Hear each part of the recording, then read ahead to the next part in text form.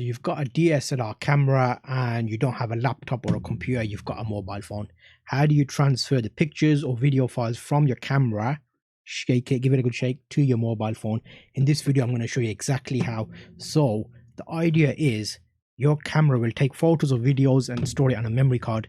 What type of memory card is your camera using? There's a compact flash memory card like that type. There is a SD card like that type.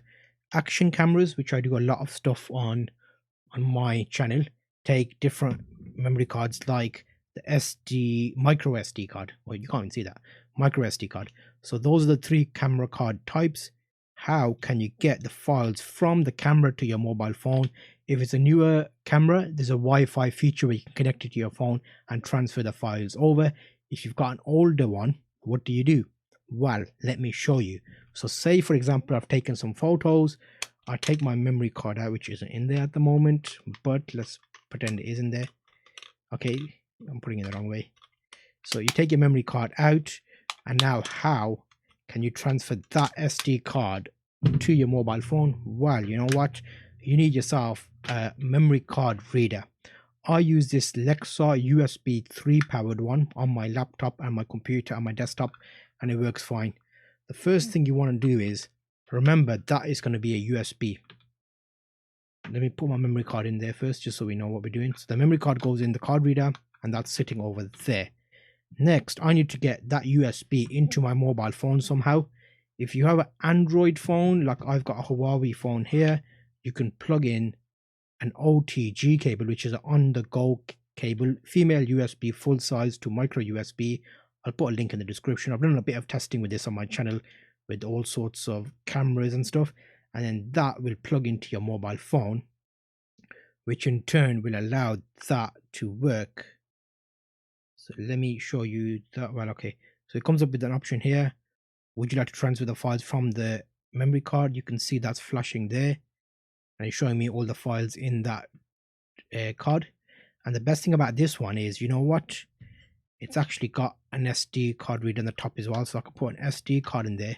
So now both types of cameras can be read on my mobile phone. I can copy and paste the files over and use an app to do some editing, save them on the internet, upload them to YouTube if they're videos, upload them to social media, Facebook or whatever. So that's a quick way of doing this, but there's an option 2. Let me show you option 2, which is a slightly longer way of doing it. But if you want to save a bit of money and you don't want to buy a card reader, because that can probably cost about 30-ish pounds, I think at the moment. They're not that cheap, but it's a good brand. You can use it for various things. I've used it for ages. I've had it for about 5 or 6 years. So instead of doing that, why don't we use an adapter, which I've done a separate video about, showing you things like, does it make a difference using a full size card versus a card with an adapter? And actually in my test I found there was no difference. The speed was actually pretty good if the cards are good. You'll notice I'm using SanDisk. I've always used SanDisk. I've got a Lexar memory card as well, but SanDisk haven't failed me yet, so I just continue to use them. They are more expensive than the cheaper brands. However, reliability and how important your data is comes into it. So now in theory I've made that into that size, which allows me to use it into the camera. When I've taken my photos, I bring that out. I can take that memory card out, the micro one, and most Android phones actually accept micro SD cards. If you have space on your phone, you can put that into your mobile phone, copy the files off onto your mobile device, and then you could put another card in if you wanted to and transfer the files back on, which is a longer way of doing it, but it saves you having to buy a USB device. So it's like a quick trick there. I won't keep it longer than this, but I'll show you the next video where I did some testing on the SD cards, and you can see the speeds it does. But it's worth investing in if you want to transfer files from your mobile phone and edit them and upload them. I'll see you on my next video.